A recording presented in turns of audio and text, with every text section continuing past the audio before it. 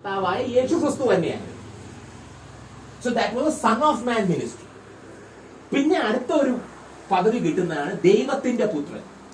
yani 2000 വർഷം ദൈവം മധ്യസ്ഥം വഹിച്ചു ഇന്ന് വരെ ജനിക്കാനുള്ള തന്റെ മക്കൾക്ക് വേണ്ടിയിട്ട് മധ്യസ്ഥം വഹിച്ചുകൊണ്ടിരുന്ന സമയത്ത് ആ മധ്യസ്ഥം വഹിക്കുന്ന പോസ്റ്റിനെയാണ് നമുക്ക് സൺ ഓഫ് ഗോഡ് എന്ന് പറയുന്നത്.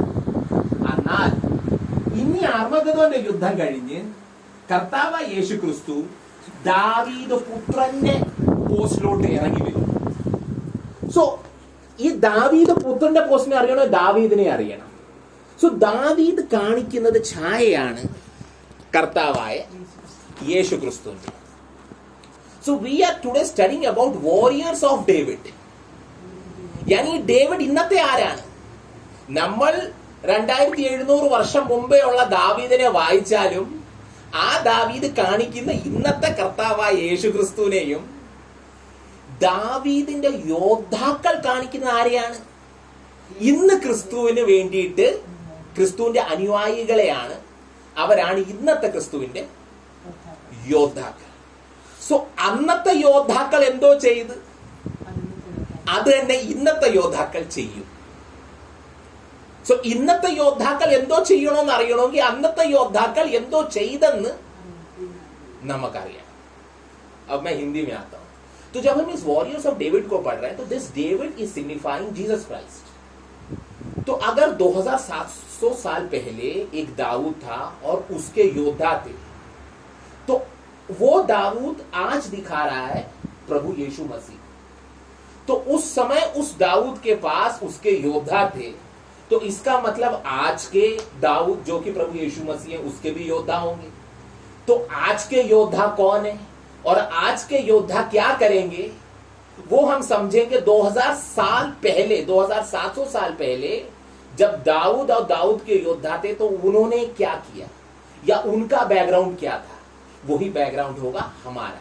तो हमें समझ में आएगा कि आज हमें क्या करना है जब हम देखेंगे बाइबल से कि उन्होंने क्या किया. സോ ആദ്യം ഈ ദാവീദിന്റെ യോദ്ധാക്കളുടെ ബാക്ക്ഗ്രൗണ്ട് നമുക്ക് മനസ്സിലാക്കണം. സോ നമുക്ക് ബൈബിളിൽ നിന്ന് ഒരു സ്ക്രിപ്ചർ വായിക്കാം. 1 ശമൂവേൽ 22 അധ്യായം അതിന്റെ 1 മുതൽ ഞാൻ അങ്ങ് വായിക്കാം. ഇംഗ്ലീഷ് വായിക്കാം, ഞാൻ തർജ്ജമ ചെയ്തോളാം. 1 Samuel chapter 22 and from 1st and 2nd verse. David therefore departed thence and escaped to the cave Adullam. Situation ഞാൻ പറഞ്ഞു തരാം. ഷൗൽ ദാവീദിന്റെ പുറകിലാണ്. ക്യോंकि ഷൗൽ ഓൾറെഡി ദുഷ്ടാത്മാവ് ഗ്രസിതമായ ഒരു വ്യക്തി ആയി കഴിഞ്ഞു. ക്യോंकि അവൻ ദൈവം പറഞ്ഞ കാര്യങ്ങളെ അവൻ ചെയ്തില്ല. സോ ദൈവം സൗലിനെ എടുത്തു കളഞ്ഞ് ഇനി രാജാവാനുള്ള അഭിഷേകം ദാവീദിന്റെ കയ്യിലാണ്. ഷൗൽ എപ്പോഴത്തെ രാജാവാണ്? ഷൗൽ കാണിക്കുന്നത് ഈ യുഗത്തിൽ എപ്പം ഭരിക്കുന്ന ദുഷ്ടാത്മ സൈന്യങ്ങളെ, ഇന്നത്തെ സർക്കാരുകളെ, ഇന്നത്തെ സിസ്റ്റത്തെയാണ് ആര് കാണിക്കുന്നത്? ഷൗൽ കാണിക്കുന്നത്. എന്നാൽ ദാവീദ് ആരെയാ കാണിക്കുന്നത്? വരാനുള്ള ക്രിസ്തുവിന്റെ രാജ്യത്തെ. സോ സൗലിന്റെ കൂട്ടർക്ക് ഡേവിഡിന്റെ കൂട്ടുകാരെ ഇഷ്ടമല്ല. അവർ വിരോധത്തിലാണ്. ഒരു സംഘർഷം നടക്കുവാണ്. അങ്ങനെ ദാവീദ് തന്റെ ജീവിതം രക്ഷപ്പെടുത്തിക്കൊണ്ട് ഒരു സ്ഥലത്ത് നിന്ന് മറ്റേ സ്ഥലത്തോട്ട് ഇങ്ങനെ ഓടിക്കൊണ്ടിരിക്കുകയാണ്. അങ്ങനെ ദാവീദ് അദുല്ലാം ഗുഹയിൽ വന്ന് താമസിക്കുന്നു. And when his brethren and all his father's house heard it, they went down thither to him. So അവന്റെ സഹോദരങ്ങളും അവന്റെ അപ്പന്റെ വീട്ടുകാരും ഇത് മനസ്സിലാക്കി ദാവീദ് എപ്പം അദുല്ലാം എന്ന് പറഞ്ഞ ഒരു ഗുഹയിലാണ് താമസിക്കുന്നത്. അവന്റെ അപ്പന്റെ കുടുംബവും അവന്റെ സഹോദരന്മാരും എല്ലാം ദാവീദിന്റെ കൂടെ വന്ന് തന്റെ കാരണമുണ്ട്. ക്യോंकि സൗൽ എപ്പോ ദാവീദിന്റെ വിരോധത്തിലാണ്. അതുകൊണ്ട് സൗൽ വേണമെങ്കിൽ ദാവീദിന്റെ സകല കുടുംബത്തെയും കൊന്നുകളയും. So for protection they have come to Adullam. 2nd verse. ഇനി രണ്ടാമത്തെ വാക്യമാണ് വളരെ significant. And everyone that was in distress. ഈ മലയാളം വായിക്കുന്നയാൾ എവിടെ പോയി? രണ്ടാമത്തെ വാക്യം ചാപ്റ്റർ 22 ഫസ്റ്റ് സാമുവൽ. ഞെരുക്കമുള്ളവർ, കടമുള്ളവർ, സന്തുഷ്ടിയില്ലാത്തവർ എന്നീ വകക്കാരൊക്കെയും അവന്റെ അടുക്കൽ വന്നുകൂടി. അവൻ അവർക്ക് തലവനായി തീർന്നു. ഈ ഒരു സമയമാണ് ദാവീദിന്റെ യോദ്ധാക്കളെ കിട്ടുന്നത്. എപ്പോ ദാവീദ് ആരുമല്ല, ഒരു ചെറിയ പയ്യനാണ്. ഗോലിയാത്തിനെ കൊന്നെന്നുള്ള ഒരു വലിയൊരു മെഡൽ ദാവീദിന് കിട്ടിയിട്ടുണ്ട്. പക്ഷെ ദാവീദ് ഇപ്പൊ രാജാവായിട്ടില്ല. പക്ഷെ ദൈവം ദാവീദിനെ ഒരു ലീഡർ ആക്കിക്കൊണ്ടിരിക്കുക. സോ ഒരുത്തൻ ലീഡർ ആവണമെങ്കിൽ അവന് ഫോളോവേഴ്സ് വേണം. സോ ബൈബിൾ വ്യക്തമായിട്ടും പറയുന്നുണ്ട്, ദാവീദിന്റെ ഫോളോവേഴ്സ്, ഞാൻ ഇന്നത്തെ ഭാഷയിൽ പറയാം, അന്നത്തെ ഭാഷയിൽ നിങ്ങൾക്ക് മനസ്സിലാവും, ഇന്നത്തെ ഭാഷയിൽ പറയാം. യാഥാർത്ഥ്യമായും ദാവീദിന്റെ ഫോളോവേഴ്സ് വലിയ എഞ്ചിനീയർമാര്, ഡോക്ടർമാര്, നമ്മുടെ സമൂഹത്തിൽ വലിയ മാനവും പേരുമുള്ള വലിയ വലിയ ധനാഢ്യർ, ഇവരൊന്നും അല്ലായിരുന്നു ദാവീദിന്റെ കൂടെ. നാട്ടിൽ ആർക്കും വേണ്ടാത്തവർ, ആൾക്കാർ തഴഞ്ഞിട്ടേക്കുന്ന ആൾക്കാർ, കടഭാരത്തിൽ ഞെരുക്കം കൊണ്ട് നടക്കുന്ന ആൾക്കാർ, ആർക്കും വേണ്ടാത്ത, ബാക്കിയുള്ള സമൂഹവും പള്ളിക്കാർക്കും ചാർച്ചക്കാർക്കും ഒന്നും വേണ്ടാത്ത ആൾക്കാർ, ഞാൻ ഈ ജീവിതത്തിൽ ഫെയിലിയർ ആയിട്ടുള്ള ആൾക്കാരാണ് ദാവീദിന്റെ കൂടെ പോയത്. ഇന്നും അങ്ങനെ തന്നെ സംഭവിക്കുന്നത്. ക്യോങ്കി ഇന്നും പണമുള്ളവർ, പേരും പ്രശസ്തിയുള്ളവർ, വലിയ സ്വത്ത് സമ്പത്തുള്ളവർ, ഇവരൊന്നും ദാവീദിന്റെ കൂടെ പോകത്തില്ല. എന്തുകൊണ്ടാ പോവാത്തത്? ക്യോങ്കി സർക്കാർ ദാവീദിന്റെ അല്ല, സർക്കാർ എപ്പം സൗലിന്റെ ആണ്. സോ ആരുടെ സർക്കാരാണോ, ആരാണോ ശക്തിയിൽ, ആരാണോ പ്രധാനമന്ത്രി, ഏത് പാർട്ടിയാണോ ഭരിക്കുന്നത്, അവരെ ചുറ്റിപ്പറ്റിയേ ബാക്കിയുള്ള ആൾക്കാരെല്ലാം നിൽക്കാൻ ഒക്കത്തുള്ളൂ. ക്യോങ്കി ഡോക്ടറിന് ക്ലിനിക്ക് തുടങ്ങണമെങ്കിൽ റൂളിംഗ് പാർട്ടിയുടെ കൂടെ നിൽക്കാതെ അവന് ക്ലിനിക്ക് ഓടിക്കാൻ പറ്റത്തില്ല. എഞ്ചിനീയറിന് അവന്റെ സ്ഥാനമൊക്കെ പാസ്സാവണമെങ്കിൽ റൂളിംഗ് പാർട്ടിയുടെ കൂടെ നിൽക്കാതെ പറ്റത്തില്ല. സോ ഈ നാട്ടിലെ സക്സസ്ഫുൾ ആയിട്ടുള്ള ആൾക്കാരെല്ലാം സൗലിന്റെ കൂടാണ്. ക്യോങ്കി അവരുടെ ജീവിതം മുന്നോട്ട് നിൽക്കണം. അവർക്ക് ബാർ ഓടിക്കണമെങ്കിൽ ബാറിന് ലൈസൻസ് റൂളിംഗ് പാർട്ടി തരണം. അവർക്ക് മണ്ണ് കോരണമെങ്കിൽ രാഷ്ട്രീയക്കാരുടെ പിടിപാട് വേണം.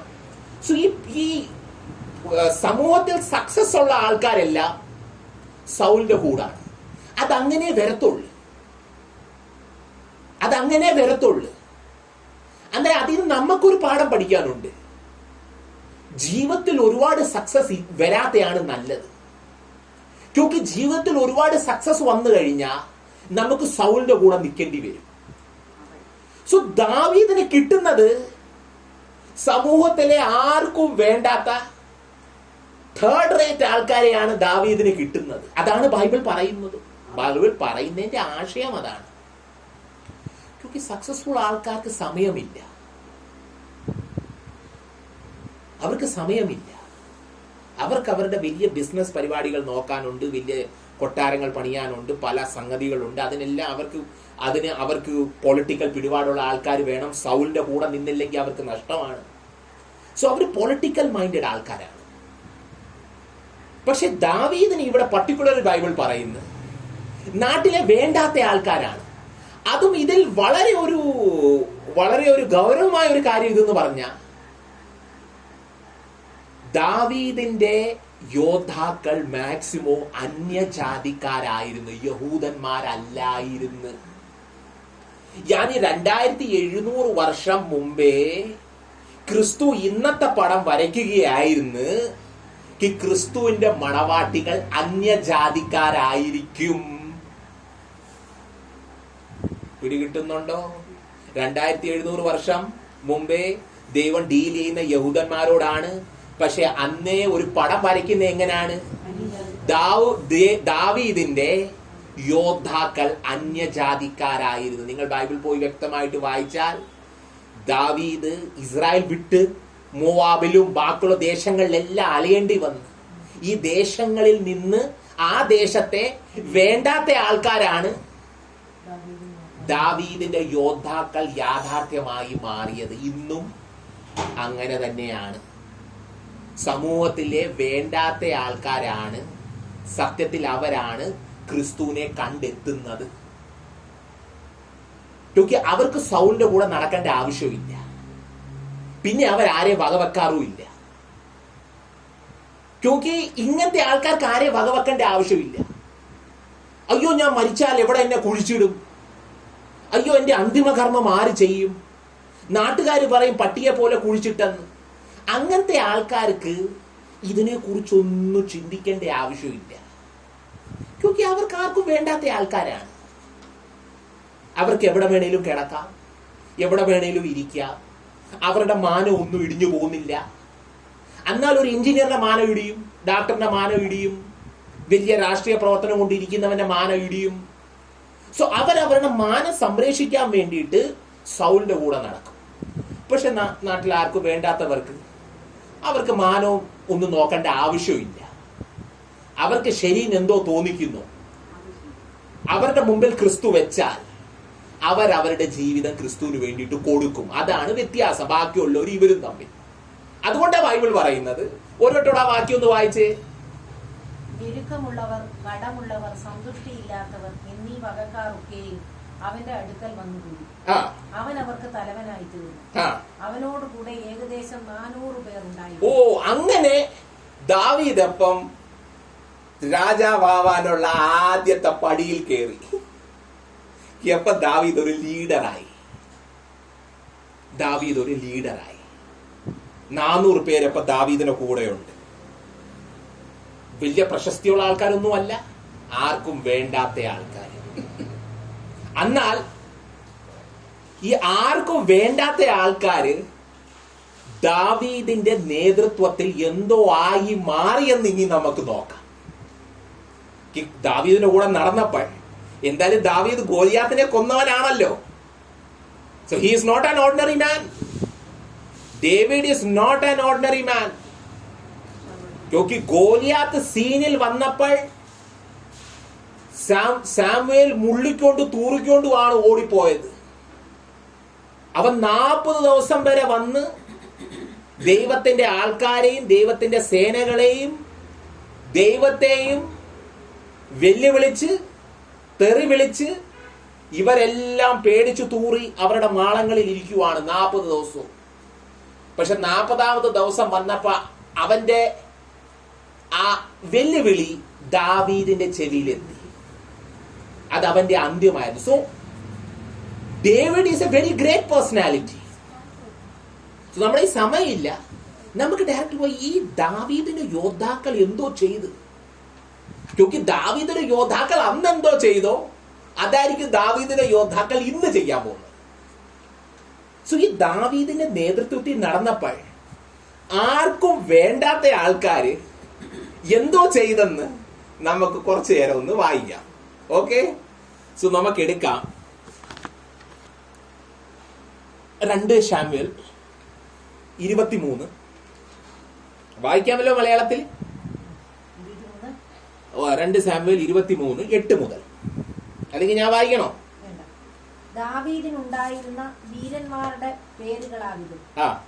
തസ്കെമെന്നോൻ, യോശബ്, ബെശെബത്ത്. അവൻ നായകന്മാരിൽ തലവൻ. 800 പേരെ ഒരേ സമയത്ത് ആക്രമിച്ച് കൊന്ന ഈ ദാവീദിന്റെ യോദ്ധാക്കളിൽ ഞാൻ വായിച്ചോളാം. ദാവീദിന്റെ യോദ്ധാക്കളിൽ ഏറ്റവും മുഖ്യമായ യോദ്ധാവിന്റെ പേരായിരുന്നു അദീനോ. അദീനോ ഒരു യുദ്ധത്തിൽ ഒറ്റയ്ക്ക് 800 പേരെ കുന്തം കൊണ്ട് കൊന്നുകളഞ്ഞു. സോ അവൻ പ്രധാനികളിൽ തലവനായിരുന്നു. അത് കഴിഞ്ഞ് and after him was Eleazar the son of Dodo the Ahohite. അവൻ കഴിഞ്ഞാൽ പിന്നെ ഏലിയാസർ ആയിരുന്നു. ദോദോ അഹോഹൈറ്റ് ആയ ദോദോന്റെ മകൻ Eliezer. One of the 3 mighty men with David, when they defiled the Philistines that were there gathered together to battle, and the men of Israel were gone away, and he arose and smote the Philistines until his hand was weary, And his hand clave unto the sword, and the Lord wrought a great victory that day, and the people returned after him only. So ഈ ഏലിയാസർ എന്തുവാ ചെയ്തത്? ഏലിയാസർ ഫിലിസ്തീൻ പടകളുടെ ഇടയ്ക്ക് ഒറ്റയ്ക്ക് പോയി ഏതാണ്ട് ഒരു സൈന്യത്തെ തന്നെ വെട്ടിക്കളഞ്ഞ്, അവൻ ഇത്രയും വെട്ടി ആൾക്കാരുടെ ബ്ലഡും കൊണ്ട് അവന്റെ കയ്യിൽ ഇരുന്ന വാള് കയ്യോട് ഒട്ടിപ്പിടിച്ചു പോയി. അതിന് ബൈബിൾ എന്താ പറയുന്നേ? അവന്റെ ആ സംഹാരം കഴിഞ്ഞ് പിന്നെ വന്ന ആൾക്കാർക്ക് യുദ്ധമൊന്നും ചെയ്യേണ്ട വന്നില്ല. വെറും പോയി അവരുടെ സാധനങ്ങൾ ശേഖരിച്ചാൽ മാത്രം മതിയായിരുന്നു. 11th verse. അതിനുശേഷം ആരാര്യനായ ആഗേയുടെ മകനായ ശമ്മ ഒരിക്കൽ ചെറുപയർ ഉള്ള ഒരു വയലിൽ കവർച്ചയ്ക്ക് ഫെലിസ്തർ കൂടി വന്നപ്പോൾ ജനം ഫെലിസ്തരുടെ മുമ്പിൽ ഓടിപ്പോയി. അവനോ വയലിന്റെ നടുവിൽ നിന്ന് അതിനെ കാത്തു ഫെലിസ്തരെ വെട്ടി യഹോവ വലിയൊരു ജയം നൽകി. അടുത്തത് 30 നായകന്മാരിൽ 3 പേർ കൊയ്ത്തുകാലത്ത് അദുല്ലാം ഗുഹയിൽ ദാവീദിന്റെ അടുക്കൽ ചെന്നു. ഫെലിസ്ത്യരുടെ സൈന്യം രഫായീം താഴ്വരയിൽ പാളയമിറങ്ങിയിരുന്നു. അന്ന് ദാവീദ് സ്വർഗത്തിലായിരുന്നു.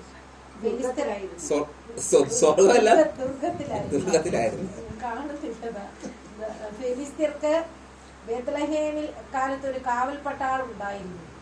ബേത്ലഹേം പട്ടണവാതിൽക്കൽ കിണറ്റിൽ നിന്ന് വെള്ളം എനിക്ക് കുടിപ്പാൻ ആർ കൊണ്ടുവന്ന് തരുമെന്ന് ദാവീദ് ആർത്തി കൊണ്ട് പറഞ്ഞു.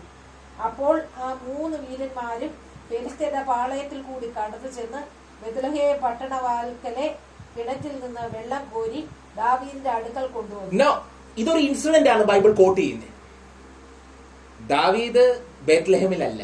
ബേത്ലഹേം ഫിലിസ്തീൻകാർ വന്ന് ടെന്റ് അടിച്ച് അവിടെ കിടക്കുവാണ്. ഒരു സൈന്യം തന്നെ പാളയം ഇറങ്ങിയിരിക്കുവാണ് ബേത്ലഹേമിൽ. എന്നാൽ ഈ അദുല്ലാം ഗുഹയിൽ ദാവൂദ് ഇങ്ങനെ ഒരു ആഗ്രഹം, പോവാൻ പറഞ്ഞില്ല കേട്ടോ, ഒരു ആഗ്രഹം. എനിക്ക് ഓർമ്മ വരുന്നത് ബേത്ലഹേമിലെ ആ കിണറ്റിലെ വെള്ളത്തിന്റെ ആ ടേസ്റ്റ് എനിക്ക് എപ്പോഴും, സ്വന്തം നാട്ടിലല്ല, സ്വന്തം നാട്ടുകാർ വിരോധത്തിലാണ്, സ്വന്തം ചാർച്ചക്കാരും സ്വന്തം അറിയാവുന്ന ആൾക്കാരും സ്വന്തം സമൂഹവും വിരോധത്തിലാണ്. അതാണ് ഇന്നത്തെ സിറ്റുവേഷൻ. ഇന്ന് കമ്പയർ ചെയ്ത് പോവുക. പക്ഷെ അവിടെ ഇരുന്നോണ്ട് ദാവീദ് ഒരു ആഗ്രഹം പറഞ്ഞതേ ഉള്ളൂ. ദാവീദിന് 3 യോദ്ധാക്കൾ പോവാൻ പറഞ്ഞില്ല. അങ്ങനത്തെ പൊട്ടത്തരം ഒരിക്കലും ദാവീദ് പറയത്തില്ല. ദാവീദ് അറിയാം ഒരു സൈന്യം ചുറ്റും കിടക്കുവാണ്. ഈ 3 പേർക്ക് പോയി എന്തോ ചെയ്യാൻ പറ്റും? പിന്നെ എനിക്ക് എന്റെ ദാഹം മാറ്റാൻ വെള്ളം കുടിച്ചിട്ട് എന്റെ ദാഹം മാറണമെന്നൊന്നുമില്ല. പക്ഷെ ദാവീദ് ഒരു ആഗ്രഹം പറഞ്ഞതേ ഉള്ളു. ഇത് ക്വാളിറ്റി കാണിക്കുക ദാവീദിന്റെ യോദ്ധാക്കളുടെ. ദാവീദിന്റെ കൽപ്പനയുടെ ആവശ്യമില്ല, ഒരു ആഗ്രഹം മാത്രം പറഞ്ഞാൽ മതി. അവര് ദാവീദിനോടും പറയാതെ 3 പേര് മൊത്തം സൈന്യത്തിന്റെ ഇടയിൽ കയറിപ്പോയി. കുറെ എണ്ണത്തെ വെട്ടിക്കൊണ്ട് അകത്തോട്ട് പോയി കിണറ്റിൽ നിന്ന് വെള്ളം കോരി കുപ്പികളിനകത്ത് നിറച്ച് വീണ്ടും സൈന്യങ്ങളെ വെട്ടിക്കൊണ്ട് തിരിച്ച് അദുല്ലാം ഗുഹയിൽ ദാവീദിന്റെ അടുത്ത് ഈ വെള്ളം എത്തിച്ച്. ദാവീദ് ആ വെള്ളം കണ്ടപ്പോൾ ദാവീദിന്റെ മനസ്സ് നിറഞ്ഞ് നമ്മൾ ബൈബിളിൽ കാണുന്നു, ദാവീദ് ആ വെള്ളം കുടിച്ചില്ല. ദാവീദ് പറഞ്ഞ്, ഇത് വെള്ളമല്ല, എന്റെ 3 യോദ്ധാക്കൾ അവരുടെ ജീവൻ പണയം വെച്ചിട്ടാണ് എനിക്ക് ഈ വെള്ളം കൊണ്ടു തന്നത്. സോ ഞാൻ ഈ വെള്ളം ദൈവത്തിന് വേണ്ടിയിട്ട് തന്നെ സാക്രിഫൈസ് ആയിട്ട് നിവേദിച്ചു. So this was the quality of the warriors. ഇനി കമ്പയർ നോക്കി ഇന്നത്തെ വാരിയേഴ്സ് എങ്ങനെ ആയിരിക്കും? ഇന്നത്തെ വാരിയേഴ്സ് എങ്ങനെ ആയിരിക്കണം? എന്തോ ക്വാളിറ്റി ആയിരിക്കണം. Because this is the standard. ഈ സ്റ്റാൻഡേർഡ് ഒരിക്കലും മാറത്തില്ല. സ്റ്റാൻഡേർഡ് ഇത് തന്നെയാണ്. അന്ന് ഫിസിക്കൽ ആയിരുന്നു, ഇന്ന് സ്പിരിച്വൽ ആണ്. ഇത് നമ്മൾ ആരും വാളെടുത്തോണ്ട് പോയി ആൾക്കാരെ വെട്ടിയൊന്നും വീഴ്ത്തുന്നില്ല. ബട്ട് നമുക്ക് അതിനേക്കാളും മാരകമായ ആയുധമുണ്ട്. അതിനേക്കാളും മാരകമായ ആയുധങ്ങൾ നമ്മുടെ കയ്യിലുണ്ട്. വാളിനും അമ്പിനും വില്ലിനും ഒക്കെ ഈ ശരീരത്തെ, അന്നത്തെ കാലം ഫിസിക്കൽ ആയിരുന്നു. ഇന്നാണ് വാസ്തവത്തിൽ നമ്മൾ സ്പിരിച്വാലിറ്റിയിലോട്ട് വന്നത്. അന്നെല്ലാം ഫിസിക്കലിയാണ് നടക്കുന്നത്. ഫിസിക്കലി മനുഷ്യനെ വെട്ടി വീഴ്ത്തുന്നു, ഫിസിക്കലി എല്ലാം നടക്കുന്നത്. ഇന്ന് സ്പിരിച്വലി. സോ സ്പിരിച്വൽ ആയുധങ്ങൾ ഫിസിക്കൽ ആയുധങ്ങളെക്കാളും മാരകമാണ്. അതുകൊണ്ടാണ് നമ്മൾ കാണുന്നത് പൗലോസും സീലാസിനെ എല്ലാം സുവിശേഷം പറയാൻ വേണ്ടിയിട്ട് പിടിച്ച് അവരെ അടിച്ച് ജയിലിൽ ബന്ധനങ്ങളിൽ ഇട്ടപ്പോൾ അവർ മോഹിക്കൊണ്ടിരിക്കുവല്ല, അവർ പിച്ചും പേയും പറയുവല്ല. പക്ഷേ അവരൊരു ആയുധമെടുത്ത്, അവർ ദാവീദിന്റെ യോദ്ധാക്കളാണ്, അവർക്കും അവരുടെ കയ്യിലും ആയുധങ്ങളുണ്ട്. അങ്ങനെ അവർ വർഷിപ്പിന്റെ ഒരു ആയുധമെടുത്ത് അവർ പാട്ട് പാടാൻ തുടങ്ങിയപ്പോൾ ഭൂകമ്പം വന്ന് ജയിലിന്റെ മതിലുകളെല്ലാം ഇടിച്ചു വീണു. അവിടെ ഒരുത്തൻ രക്ഷപ്പെടുന്നു. അവന് വേണ്ടിയിട്ട് അവർ ജയിലിൽ വന്നത്, അവന് രക്ഷപ്പെടാൻ വേണ്ടിയിട്ട് അവർ അടി കൊണ്ടത്. സോ അവർക്കും ആയുധമുണ്ട്. സോ സ്പിരിച്വൽ ആയുധങ്ങൾ ഫിസിക്കൽ ആയുധങ്ങളെക്കാളും പവർഫുൾ ആണ്. പക്ഷെ ഉപയോഗിക്കാനുള്ള യോദ്ധാക്കൾ വേണം. ബിക്കോസ് ഇത് ട്രെയിൻഡ് യോദ്ധാക്കളാണ്. എവിടെങ്ങാണ്ട് ഒരു കോലും പിടിച്ച് വന്നവന് 800 പേരെ അടിച്ചു വീഴ്ത്താൻ പറ്റുമോ? ഇല്ല. They are trained people. അവർക്കറിയാം അവരുടെ കയ്യിലിരിക്കുന്ന ആയുധം എന്തുവാണെന്നും ഈ ആയുധം കൊണ്ട് എങ്ങനെ ആൾക്കാരെ വെട്ടി വീഴ്ത്താം എന്നും അറിയാവുന്ന ആൾക്കാരാണ് ഇവര്. ഇവർക്ക് എന്തുകൊണ്ട് അറിയാം? ഇവര് ദാവൂദിന്റെ കീഴിലാണ് ട്രെയിനിങ് എടുത്തത്. ഇവര് ദാവീദിന്റെ യോദ്ധാക്കളാണ്. ഇനി അടുത്ത വായിക്കുക. അടുത്ത ആൾക്കാരെന്തോ ചെയ്തു? നമ്മുടെ ഈ സമയം പോകുന്നു. അടുത്ത ആൾക്കാരെന്തോ ചെയ്തു? 18. യോവാബിന്റെ സഹോദരനും സെരൂയയുടെ മകനുമായ അബീശായി 3 പേരിൽ തലവനായിരുന്നു. അവൻ തന്റെ കുന്തത്തെ 3 പേരുടെ നേരെ 300 പേരുടെ നേരെ ഓങ്ങി അവരെ കൊന്നു. അതുകൊണ്ട് അവൻ 3 വെച്ച് കീർത്തി പ്രാപിച്ചു. അവൻ 3 മാനമേറിയവനായിരുന്നു, അവർക്ക് തലവനായി തീർന്നു. എന്നാൽ അവൻ മറ്റേ 3 വരികയില്ല. കബ്സേലിൽ ഒരു പരാക്രമശാലിയുടെ മകനായ യഹോയാദയുടെ മകൻ ബെനയാവും വീര്യപ്രവർത്തികൾ ചെയ്തു. അവൻ മോവാബിലെ അരിയേലിന്റെ 2 പുത്രന്മാരെ സംഹരിച്ചതല്ലാതെ ഹിമകാലത്ത് ഒരു ഗുഹയിൽ ചെന്നു ഒരു സിംഹത്തെയും കൊന്നുകളഞ്ഞു. ഹിമകാലത്ത് ഒരു ഗുഹയിൽ ചെന്ന് ഒരു സിംഹത്തെ ഒറ്റയ്ക്ക് നിന്ന് പോരാടി കൊന്നുകളഞ്ഞു. അടുത്തത്, അവൻ കോമളനായ ഒരു മിസ്രീമിനെയും സംഹരിച്ചു. മിസ്രീമിന്റെ കയ്യിൽ ഒരു കുന്തം ഉണ്ടായിരുന്നു. അവനോ ഒരു വടിയും കൊണ്ട് അവന്റെ അടുക്കൽ ചെന്നു.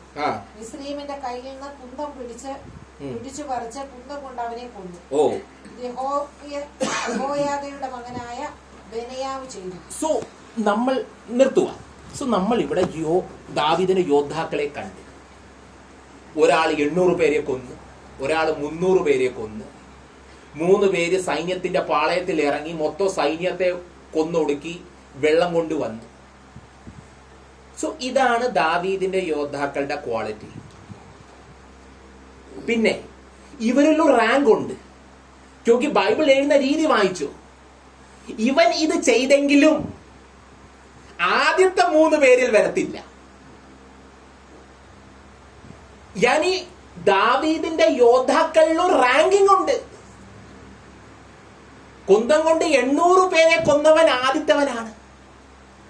എന്നാ 300 പേരെ കൊന്നവൻ പിന്നെ വരത്തുള്ളൂ. സോ ഇന്നും അങ്ങനെ തന്നെ ആയിരിക്കും. ക്രിസ്തുവിന് ഇന്ന് പല യോദ്ധാക്കൾ കാണും. ആ യോദ്ധാക്കളിൽ 1ാം റാങ്കുകാരൻ കാണും, 2ാം കാരൻ കാണും, 4ാം കാരൻ കാണും, 100ാമത്തവൻ കാണും, 200ാമത്തവൻ കാണും. എന്തോ അത് തന്നെ. അന്നേരം so we are seeing these are the warriors of David. ഇതാണ് ദാവീദിന്റെ യോദ്ധാക്കളുടെ ക്വാളിറ്റി നമ്മൾ ബൈബിളിൽ കാണും. സോ ഇന്നും ഒരു ദാവീദുണ്ട്. ആ ദാവീദ് കർത്താവായ യേശു ക്രിസ്തുവാണ്. ഇന്നും ആ ദാവീദിന് യോദ്ധാക്കൾ കാണും. അവർക്കും ഇതേ ക്വാളിറ്റി കാണും. ഇവന്തോ നമ്മൾ കാണുന്നില്ല, നമ്മൾ മനസ്സിലാക്കുന്നില്ല. പക്ഷെ അവരുണ്ട്. അവരുള്ളത് കൊണ്ടാണല്ലോ ബൈബിൾ എഴുതിക്കപ്പെട്ടേക്കുന്നത്. അതുകൊണ്ടാണല്ലോ ഇത് വായിക്കപ്പെടുന്നത്. വായിക്കപ്പെടുന്നത് എന്തോനാണ്? താക്കി ആ യോദ്ധാക്കൾ മാനിഫെസ്റ്റേഷനിൽ വരാം. സോ നമ്മളുടെ ജീവിതത്തിലെ ഗോൾ, നമ്മൾ ദാവൂദിന്റെ ഓരോ യോദ്ധാക്കളാണ്. But we have to prove. നമ്മളുടെയും പേര് എഴുതപ്പെടും, നമ്മൾ ഏതാണ്ട് ചെയ്ത്. സോ അതുകൊണ്ട് നമ്മളൊരു കാര്യം മനസ്സിലാക്കണം, ദാവീദിന് ഇന്നും യോദ്ധാക്കളുണ്ട്. യോദ്ധാക്കളുടെ ക്വാളിറ്റി ഇതാണ്. ഈ യോദ്ധാക്കളെ നമ്മൾ മനസ്സിലാക്കേണ്ട ഒരു കാര്യം, ഈ യോദ്ധാക്കൾ ഒന്നാമത് ദാവീദിന്റെ കീഴിലായിരുന്നു. ദാവീദിന്റെ കീഴിൽ ഗൈഡൻസ് കിട്ടിയ ആൾക്കാരായിരുന്നു. ഇവർക്ക് ഇവരുടെ ആയുധം ഉപയോഗിക്കാൻ അറിയാം. ആയുധം ഉപയോഗിക്കാൻ അറിയാത്ത ഒരു വ്യക്തിക്ക് ആൾക്കാരെ കൊല്ലാൻ പറ്റത്തില്ല. So they are trained warriors. So നമ്മൾ എന്തോന്ന് പലവട്ടവും ജീവിതത്തിൽ പരാജയപ്പെടുന്നു, അല്ലെങ്കിൽ നിരാശരാകുന്നു. ആയുധമൊന്നും ഇല്ലാത്തതുകൊണ്ടൊന്നുമല്ല, നമുക്ക് ആയുധം ഉപയോഗിക്കാൻ അറിയത്തില്ല. ഇന്നത്തെ ആയുധങ്ങൾ അന്നത്തെ ആയുധത്തിലേക്കായി മാരകമായ ആയുധമാണ്. ബിക്കോസ് ഇന്നത്തെ യുഗത്തിലാണ് ബൈബിൾ പ്രവചിച്ചത്. ഏറ്റവും വലിയ ആയുധം ഏതാണെന്ന് അറിയാം? ഏറ്റവും വലിയ ആയുധം ഏതാണ്? അല്ല, ആയുധങ്ങൾ പലതരം ഉണ്ടല്ലോ. വാള്, കുന്തം, കുടച്ചക്രം, അങ്കിൾ പറയണ്ടു ബോംബ്. ബോംബിലും പലതരം ബോംബുണ്ടല്ലോ. ആറ്റം ബോംബുണ്ട്, ഹൈഡ്രോജൻ ബോംബുണ്ട്, പൊട്ടും. അന്നേരം ആയുധങ്ങളിൽ, സ്പിരിച്വൽ ആയുധങ്ങൾ ഏറ്റവും വലിയ ആയുധം ഏതാണ്? വചനമല്ല. വചനം നിങ്ങളൊരു കോമൺ ടേം യൂസ് ചെയ്തു, അതാണ് ലവ്, സ്നേഹം. സ്നേഹത്തിന് അപ്പുറം വേറൊരു ആയുധമില്ല. സ്നേഹം ആക്ച്വലി വന്നത് നമ്മുടെ യുഗത്തിലാണ്. ഇന്ന് വരെ ആർക്കും മരണത്തെയും പാപത്തെയും തോൽപ്പിക്കാൻ പറ്റാത്തതിന്റെ കാരണം സ്നേഹം എന്ന് പറഞ്ഞൊരു ആയുധം വന്നിട്ടില്ലായിരുന്നു. സ്നേഹം എന്ന് പറഞ്ഞ ആയുധം സാക്ഷാൽ ദൈവം തന്നെയാണ്. അതുകൊണ്ടാണ് സക്കറിയാവിടെ പുസ്തകത്തിൽ അനുഗ്രഹം അനുഗ്രഹം അനുഗ്രഹം എന്ന് പറഞ്ഞ് തലക്കല്ല് ഈ ഭൂമിയിൽ ഇറങ്ങുന്നത്. അത് ഈ യുഗത്തിലാണ് ഇറങ്ങിയത്. സോ ഈ യുഗത്തിലാണ് ഏറ്റവും മാരകമായ, ഈ ലോകത്തിൽ ഏറ്റവും മാരകമായ അസുഖങ്ങൾ ഇന്ന് നമ്മുടെ ഭൂമിയുടെ ഫേസിലുണ്ട്. അത് ക്യാൻസർ ആയിക്കോട്ടെ, എയ്ഡ്സ് ആയിക്കോട്ടെ, ഹെപ്പറ്റൈറ്റിസ് ആയിക്കോട്ടെ, ഇതിനൊന്നും ഒരു ചികിത്സയില്ല. വന്നു കഴിഞ്ഞാൽ മനുഷ്യന്റെ കഥ തീർന്നെന്ന് തന്നെ. പലവിധമായ മാരകമായ വേറെ രോഗങ്ങളുണ്ട്. ദുഷ്ടാത്മാക്കൾ ഗ്രസിത ആൾക്കാരുണ്ട്. സോ ഇതെല്ലാം മാരകമായ തത്വങ്ങൾ ഈ യുഗത്തിലുള്ളപ്പോൾ ഏറ്റവും വലിയ ആത്മീക ആയുധമായ സ്നേഹം എന്നൊരു സംഗതിയും വന്നു. ഈ സ്നേഹത്തിന്റെ ആയുധം ഉപയോഗിച്ചു കഴിഞ്ഞാൽ പിന്നെ അതിന് അതില്ല. അതിനെ ചേർത്ത് നിൽക്കാൻ ആർക്കും പറ്റത്തില്ല. പക്ഷെ അത് ഉപയോഗിക്കാൻ എല്ലാവർക്കും അറിയത്തില്ല. ക്യൂക്കി അത് ഉപയോഗിക്കണമെങ്കിൽ ഉപയോഗിക്കുന്ന വ്യക്തി സാക്ഷാൽ ദൈവമായി മാറണം. സാക്ഷാൽ ദൈവമായി മാറിയ വ്യക്തിക്ക് ആയുധം ഉപയോഗിക്കാൻ ഒക്കത്തുള്ളൂ. സോ ആയുധമുണ്ട്, അതിനെ ഈ യുഗത്തിൽ ചില പേര് ഉപയോഗിക്കുകയും ചെയ്യും. അതുകൊണ്ടാണല്ലോ കുറെ പേര് റാപ്ചറിൽ പോകാൻ പോകുന്നത്. ക്യൂക്കി അവര് പഠിക്കും ആ ആയുധത്തെ എങ്ങനെയാ ഉപയോഗിക്കുന്നത്. ക്യൂക്കി അതിനെ ചേർത്ത് നിൽക്കാൻ വേറൊരു സംഗതിയും ഈ ഭൂമിയിൽ ഉണ്ടായിട്ടില്ല. That is ultimate realization that one could get or reach. So നമുക്ക് നമ്മുടെ മീറ്റിംഗ് ഇവിടെ തന്നെ അവസാനിപ്പിക്കാം. സോ ഇതൊരു ചെറിയൊരു മീറ്റിംഗ് ആയിരുന്നു. നിങ്ങൾ ഇത് കാണിക്കാൻ വേണ്ടിയിട്ട് ഇന്ന് ദാവീദിനും യോദ്ധാക്കളുണ്ട്. ആ യോദ്ധാക്കൾ ആർക്കും വേണ്ടാത്ത ആൾക്കാരാണ്. അതുകൊണ്ട് ഈ ലോകത്തിന്റെ പുറകിൽ ഒരുപാടൊന്നും നടക്കേണ്ട ആവശ്യമില്ല. ഈ ലോകത്തിൽ നേടിയില്ലെങ്കിലും അതൊന്നും വലിയ പ്രയോജനമില്ല. മെയിൻ കാര്യം എന്തുവാണ്? നമ്മൾ ദാവീദിന്റെ കൂടെ ദാവീദിന്റെ യോദ്ധാക്കളാണോ അല്ലയോ? ആണെങ്കിൽ നമ്മൾ നമ്മുടെ പെഡിഗ്രി പ്രൂവ് ചെയ്യണം. പെഡിഗ്രി അറിയാമല്ലോ. പെഡിഗ്രി എന്ന് പറഞ്ഞാൽ ഈ സമൂഹത്തിൽ ആൾക്കാർ പറയത്തില്ലേ, ഞാൻ ഈ കുടുംബത്തിൽ നിന്നാ വരുന്നത്. നിങ്ങൾ ഈ കുടുംബത്തിന്റെ പേര് കേട്ടിട്ടുണ്ടോ? പാരമ്പര്യം, കുടുംബം. അതെന്തുവാണ്? അതിനെ പെഡിഗ്രി എന്ന് പറയുന്നത്. പക്ഷെ ആ പാരമ്പര്യം ഓരോരുത്തും കൊണ്ടുപോകുന്നില്ല. ക്യോങ്കി ഓരോ വലിയ കുടുംബത്തിന്റെയും പുറകോട്ട് പോവുകയാണെങ്കിൽ അവർ ചെയ്ത തമ്മാടിത്തരങ്ങളെല്ലാം അറിയാവുന്ന ആൾക്കാരുണ്ട്. അവരുടെ അപ്പന്മാരെന്തൊക്കെ കാട്ടിക്കൂട്ടിയെന്ന് എപ്പം പറയും, അയ്യോ നമ്മൾ ഭയങ്കര കുടുംബക്കാരാണ്. അവരുടെ കുടുംബക്കാര് ചെയ്ത പണി അറിയണമെങ്കിൽ ആ തലമുറയിലുള്ള വേറെ ആൾക്കാരോട് ചോദിച്ചു നോക്കണം. ആൾക്കാർ വളരെ ഗൗരവമായിട്ട് പറയും നമ്മൾ ഈ കുടുംബത്തിലെ ആൾക്കാരാണ്. അന്നേരം അടുത്ത തലമുറ കേൾക്കും, അയ്യോ ഈ കുടുംബത്തിലെയാണ്, ഇത് ഭയങ്കര പേര് കേട്ട കുടുംബമാണ്.